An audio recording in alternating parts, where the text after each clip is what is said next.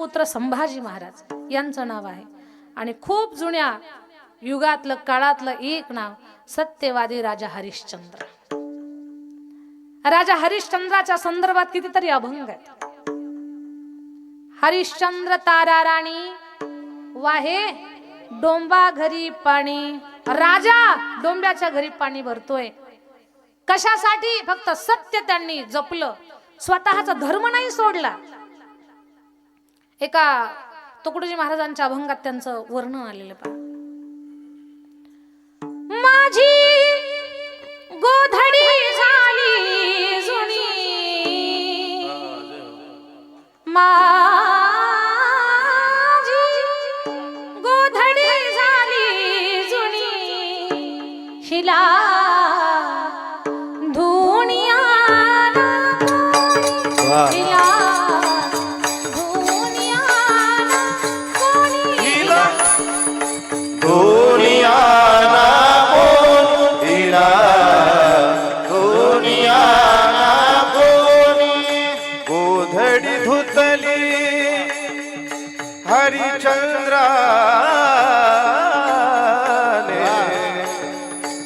तारामतीने चिलया बाळाने, हिला मळवू नका हो कोणी, हिला मळवू नका हो कोणी.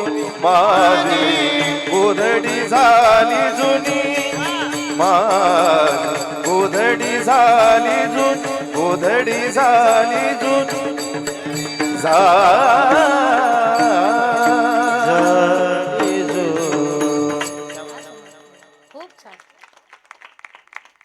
गोधडी धुतली हरिचंद्राने,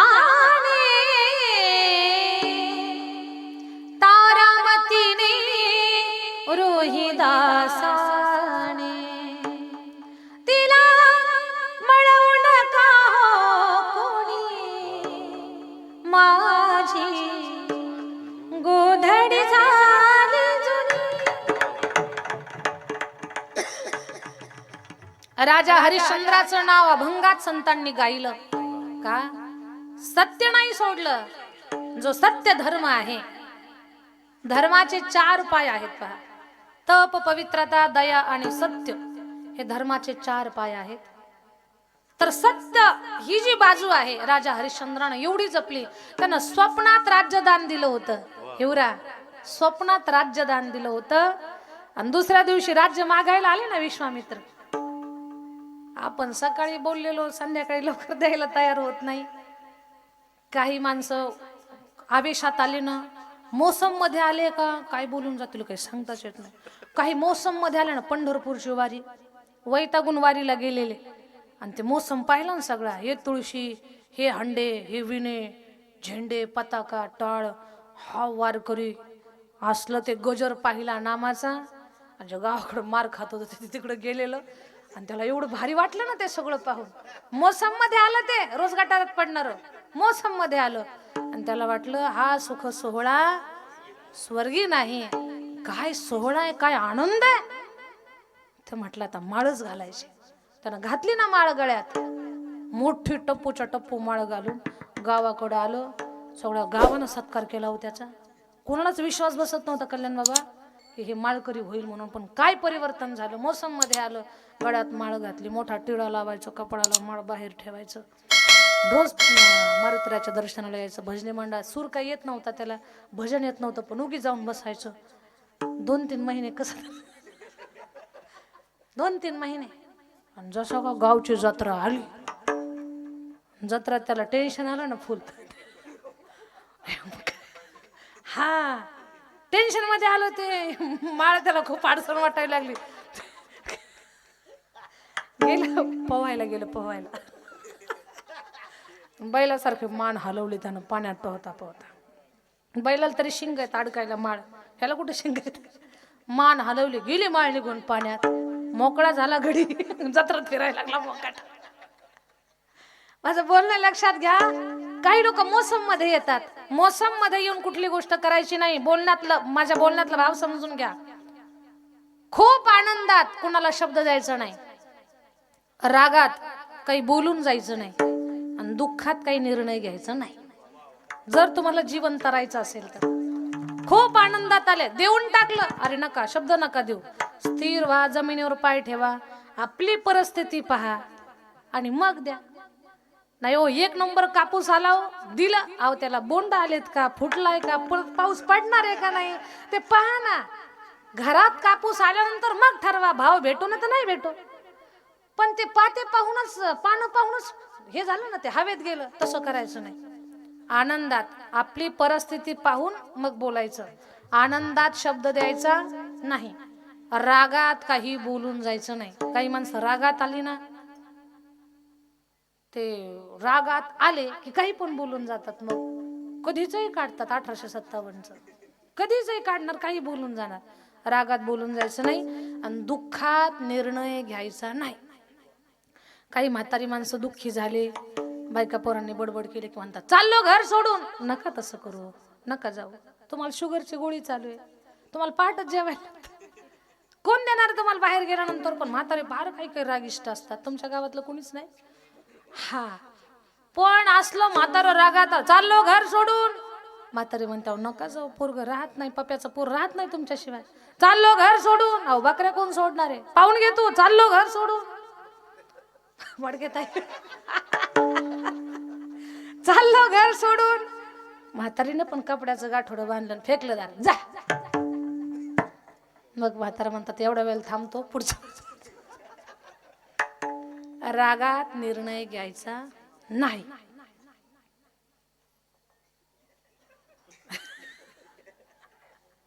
बोलणं समजून घ्या.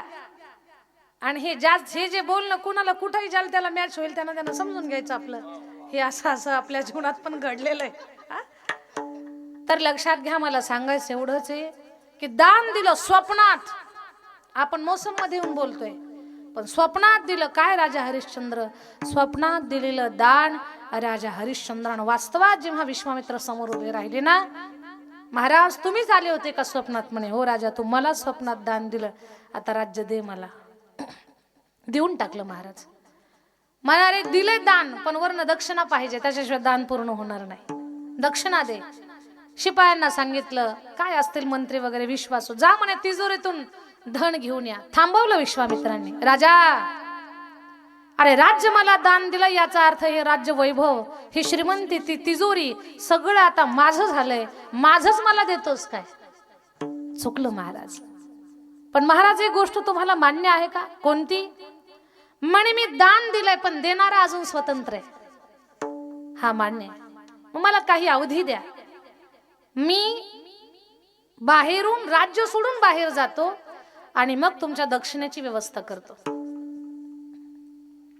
पत्नी तारा राणी, बाळ रोहिदास यांना घेऊन लगेच गेला कोण कामाला लावणार आहे. राजा हरिश्चंद्रानं स्वतः सहित लेकरू आणि पत्नीला स्वतः 3 जण काशीच्या बाजारात स्वतःच्या विक्रीसाठी उभे राहिले. काय कर्माची गती आहे. हिवरा जो राजा राज्य चालवतोय, धर्मात्मा राजा आहे, त्याची कीर्ती स्वर्गामध्ये देवता गातात. असा राजा, अशी त्याची परीक्षा चालू झाली की तो स्वतःला काशीच्या बाजारात त्यानं उभं केलं. माणसं विकायला आहेत, त्याचं एक शास्त्र आहे.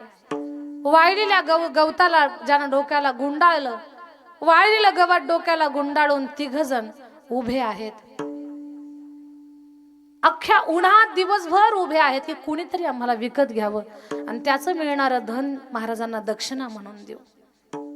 सत्यवादी राजा हरिश्चंद्र, त्याची पत्नी अतिशय सुंदर तारा राणी.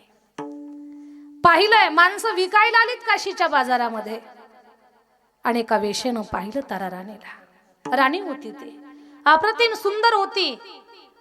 मखमल सारखं तिचं शरीर होतं, गुलाबाच्या पाकळीसारखे पायाचे तळवे होते तिच्या.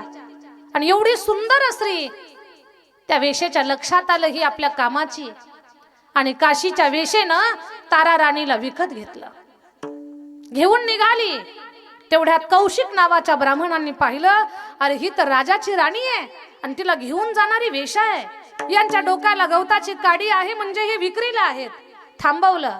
थांब पोरी, राजा हरिश्चंद्राची पत्नी आहेस तू. हा महाराज. ओळखलंय तुम्हाला मी, पण तुम्ही कुठे निघालात? म्हणे मला विकलंय, या माऊलीनं मला विकत घेतलंय. पोरी, जिनं तुला विकत घेतलंय ती काशीची वेश आहे. वाईट कामासाठी तुझा उपयोग होईल. हंबरडा फोडून रडायला लागली राणी. मायबाप, आम्ही जनतेला तारलंय, लोकांचा सेवा आणि सांभाळ केलाय, आज आमच्यावरती वाईट वेळ आली. अशा गोष्टी आम्हाला माहिती नाहीत. मला वाचवा, धर्माची लेख म्हणून मला वाचवा. कौशिक ब्राह्मणानं त्या वेशेला पैसे दिले आणि त्या राणीची मूक सुटका केली. सांगितलं, राणी साहेब, तुमच्यावरती वाईट वेळ आली आहे, पण आता मी तुम्हाला विकत घेतलंय. माझ्या घरी साधू संतांचं येणं असतं. स्वयंपाक कराल तुम्ही तर तुम्हाला माझ्याकडे मी ठेवील कामासाठी. पहा, जिच्या हाताखाली दास दाशा आहेत तिला स्वयंपाक करण्याची वेळ आली आहे. पोरीनं बापाच्या गळ्यात पडून रडावं अशी तारा राणी हंबरडा फोडून रडली. माझ्या धर्माच्या बापानं मला वाचवलं आणि खूप मोठ्या संकटातून मला बाहेर काढलं. तारा राणी निघाली. जगात कुठल्या स्त्रीवर माऊलीवर अशी वेळ येऊ नये. तारा राणी निघाली तर तिचं 5 वर्षाचं लेकरू रोहिदास आई म्हणून पाठीमागे पळायला लागलं. लेकरू पाठीमागे पळायला लागलं. राजा हरिश्चंद्रानं पकडलं. थांब रोहिदासा, कुठे चाललास? बाबा, आई चालली ना, आईच्या पाठीमागे चाललो. रोहिदासा, तुझी आई विकली रे, तुझी आई विकली, जाऊ नकोस. बाबा, आई विकली? हा, विकली बेटा, आईला विकलंय. तू सुद्धा विक्रीला आहेस, जाऊ नकोस तू. ठीक आहे बाबा, नाही जात बाबा, पण बाबा परत आईची माझी नाही ना भेट होणार. एकदा जातो, आईचं दर्शन घेऊन येतो बाबा, एकदा मला जाऊ द्या. काय प्रसंग आहे. रोहिदास पळत आले, आईच्या चरणाला मिठी मारली, पायावरती डोकं टेकवलं, पोटाला मिठी मारून लेकरू रडतंय, माय रडते. आणि त्या माय लेकराचं रडणं पाहून पाहणारा सगळा काशीतला समाज ढसाढसा रडायला लागला. त्या कौशिक ब्राह्मणाला विनंती केली उभे असलेल्या लोकांनी, महाराज, माय लेकराची नका हो ताटातूट करू. लेकरू लहान आहे, ते 5 वर्षाचं बाळबोध लेकरू, आई विना कसं राहील? नका हो, त्यांची ताटातूट करू नका. त्या लेकराला पण विकत घ्या, आईच्या पदराखाली छत्रछायेखाली राहील ते. त्या माऊलीच्या आशेने भरलेले डोळे पाहिले. तिचे अश्रू खूप काही बोलत होते तारा राणीचे. तिला वाटत होतं की या ब्राह्मण देवानं माझं लेकरू सुद्धा विकत घ्यावं. दया आली आणि रोहिदासाला सुद्धा विकत घेतलं. रोहिदास, तारा राणी त्या ब्राह्मणाच्या घरी काम करतात. रोहिदासाला फुलं आणण्याची सेवा लावली. आणि इकडे स्मशानाचा जो आहे चांडाळ, त्याच्या इथे राजा हरिश्चंद्राला स्मशानात काम मिळालं, प्रेत जाळण्याचं. आणि त्या राजाला प्रेत जळालं तरच त्याला जेवायला मिळत होतं. एवढी वाईट अवस्था. तारा राणी स्वयंपाक करते. जिच्या हाताखाली दासदाशा आहे, जिला सूर्याचं सुद्धा किरण तिच्या अंगावरती सहज पडत नाही, तिला चुलीजवळ बसून स्वयंपाक करण्याची वेळ आली आहे. तिचं लेकरू फुलं आणण्यासाठी जात आहे रोहिदास. एक दिवस रोहिदास फुलं आणायला गेले आणि तिकडं सर्पानं दंश केला. सर्पानं फणा काढला रोहिदासाच्या पायाला, सर्पानं दंश केला. रोहिदास ओरडला, आई! सगळे मित्र पळत आले. रोहिदासा, काय झालं? रोहिदास म्हणतात, मित्रांनो, मला सर्पानं चावा घेतलाय, आता जगत नाही मी. एकच करा, माझ्या आईला निरोप द्या की तिचं लेकरू रोहिदास आता जगात राहिलं नाही. माझी माय रडल, कारण तिचा एकुलता एक पुत्र मी रोहिदास, मी आता मरतोय. माझी माय रडायला लागली ना मित्रांनो, तर तिच्याच पदरानं तिचे डोळे पुसा. एवढा उपकार माझ्यावर करा. आणि रोहिदासानं डोळे झाकले. लहान लहान मुलं पळत गेले. राणी साहेब, तुमचा रोहिदास मरण पावला. रोहिदास मरण पावला. मळलेल्या पिठानं भरलेल्या हात त्या माऊलीनं आपल्या पदराला पुसत पळत गेली. रोहिदासा, रोहिदासा, रोहिदासा, रोहिदासा, रोहिदासा, अंधारात त्या फुलांच्या बगीचात लेकराला चाचपत होती. ती कुठे असेल माझं लेकरू? सर्पदंशानं लेकरू हिरवगार पडलेलं होतं, डोळे हिरवे पडलेले होते आणि चालताना त्या अंधारात तिच्या पायाला लेकरू लागलं. लेकराला उचललं, हृदयाला लावलं, टाहू फोडून रडायला लागली. स्वतःच्या कर्माला बोलते की काय मी कुठल्या जन्माचं पाप फेडते. रोहिदासाच्या तोंडावरून हात फिरवते. बाळा, एकदा मला आई म्हण. पण आई म्हणण्यासाठी त्या लेकराच्या शरीरात प्राण नव्हते. त्या रोहिदासाला पाहून माय रडते. रोहिदासा, अरे सेवकांच्या अंगा खांद्यावर वाढणारा तू, किती तुझे लाड, किती तुझं कोड कौतुक, आणि इथे तुझ्यावर फुलं आणण्याची वेळ आली, तुला सर्पदंश झाला लेकरा. रडू लागली माय. उचललं लेकराला. पण आता मेलेल्या त्या शरीराला, त्या प्रेताला कपडा लागतो गुंडाळण्यासाठी. काय वाईट अवस्था आली. एकुलत्या एक लेकराला गुंडाळण्यासाठी तारा राणीकडे कपडा नाहीये, वस्त्र नाहीये.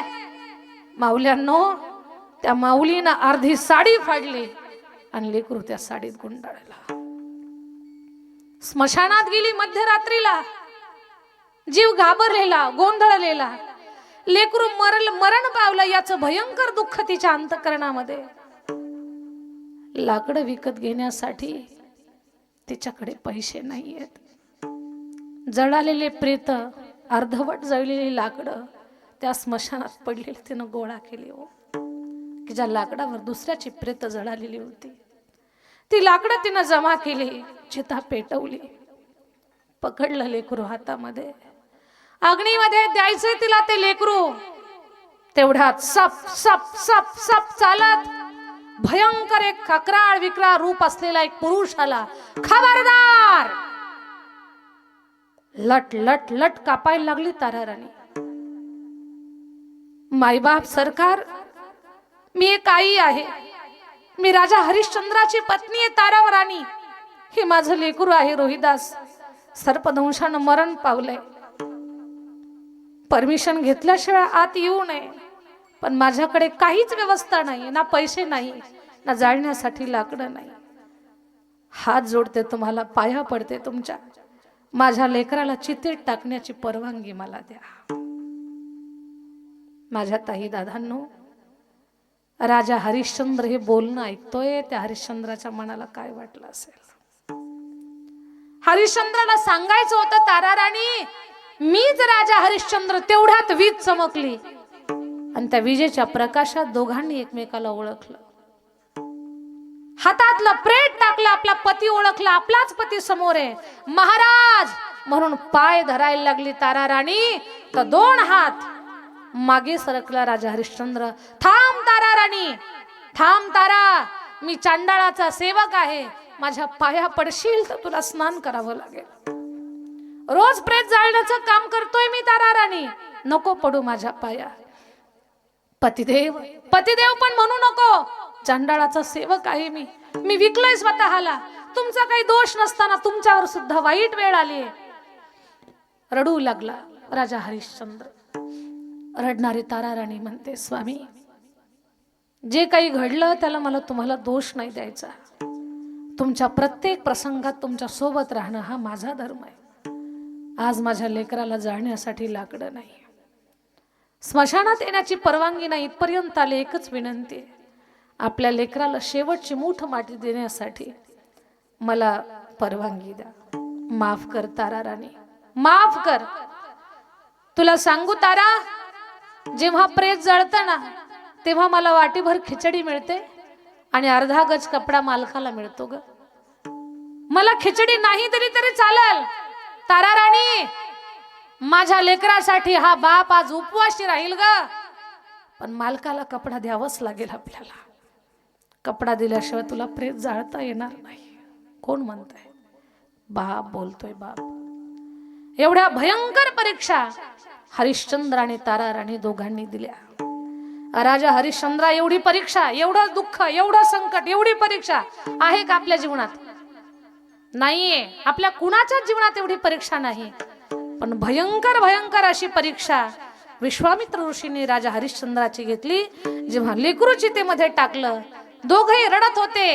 तिथे विश्वामित्र प्रगट झाले आणि राजा हरिश्चंद्राला सांगितलं, राजा जिंकलास तू, परीक्षा घेतली आम्ही तुझी, सगळं राज्य वापस दिलं, लेकरू वापस मिळालं, सगळं वैभव मिळालं, पण राजाच्या सत्यव्रत धारण करण्यानं त्याचं नाव इतिहासात, पुराणात, धर्मग्रंथात अजर अमर झालं.